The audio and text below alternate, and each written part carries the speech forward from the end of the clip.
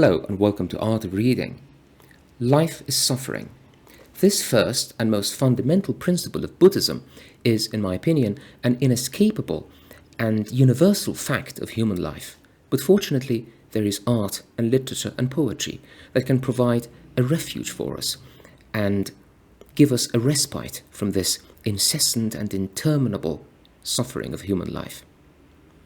This idea of art as a haven and as a refuge is, I think, nowhere expressed as beautifully and as eloquently as in the poetry of John Keats, one of my favorite poets. He is a remarkable poet for a number of reasons. He started writing poetry at the age of 18 and stopped writing poetry at the age of 24, when he was diagnosed with tuberculosis and his health began to decline, and he died just 2 years later at the early age of 26.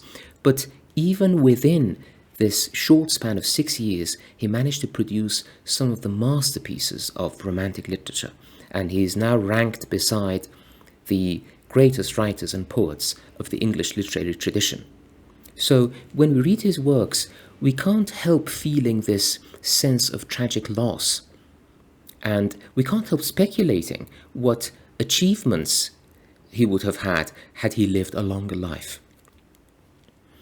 I would like to read to you the first few lines of one of his early poems called Endymion.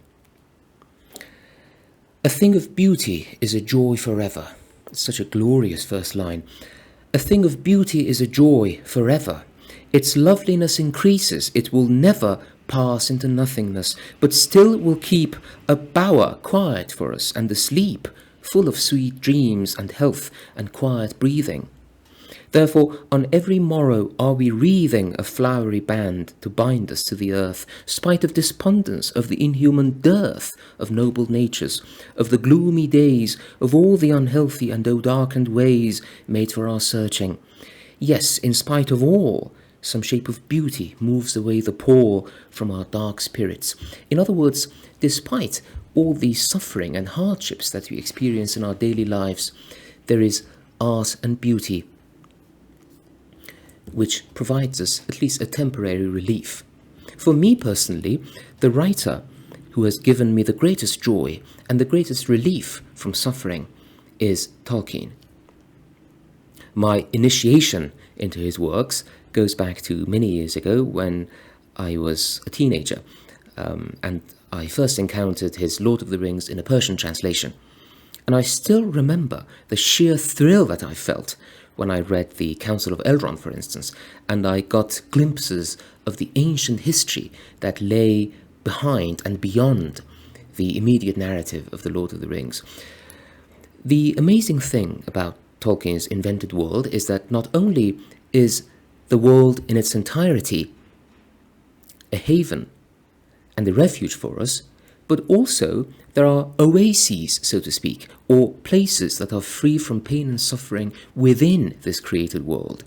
And these places are depicted and portrayed with such minute attention to detail that we can just close our eyes and whenever we want, we can mentally travel to them and climb one of the golden trees of Lothlorien, for instance, and rest among its branches. Or we can go to the sleepy woods of the Shire and wander with Frodo Baggins among the trees. But the place I personally love best in Middle-earth is Rivendell, and the House of Elrond, also known as the last homely house east of the sea. And I would like to read to you the first description that we get of this extraordinary place in The Hobbit. This is the first time that we get to visit the House of Elrond in the 3rd chapter of The Hobbit, called A Short Rest. Now, it is a strange thing, but things that are good to have and days that are good to spend are soon told about and not much to listen to, while things that are uncomfortable, palpitating and even gruesome may make a good tale and take a deal of telling anyway. They stayed long in that good house, 14 days at least, and they found it hard to leave. Bilbo would gladly have stopped there forever and ever, even supposing a wish would have taken him right back to his hobbit hole without trouble. Yet there is little to tell about their stay, This is very similar to real life, actually, because when we are experiencing days of hardship, time seems to lengthen. But when we are happy and joyful, time flies, so to speak. The master of the house was an elf friend, one of those people whose fathers came into the strange stories before the beginning of history, the wars of the evil goblins and the elves and the first men in the north. In those days of our tale, there were still some people who had both elves and heroes of the north for ancestors, and Elrond, the master of the house, was their chief. This, of course, is a reference to the stories of the Silmarillion, in which the elves, particularly the Noldor, wage wars against Morgoth, the Dark Lord, to regain the Silmarils from the Iron Crown, and the Edain, or the First Men, are allied with them, and Elrond is the son of Eärendil and Elwing. From his father's side of the family, he is descended from both the Edain and the Noldor, and from his mother's side, he is descended from Lúthien the Fair, among other notable personages of the First Age. He was as noble and as fair in face as an elf lord, as strong as a warrior, as wise as a wizard, as venerable as a king of dwarves, and as kind as summer. He comes into many tales, but his part in the story of Bilbo's great adventure is only a small one, though important, as you will see, if we ever get to the end of it. This is amazing, and this is one of the allures of Tolkien's works.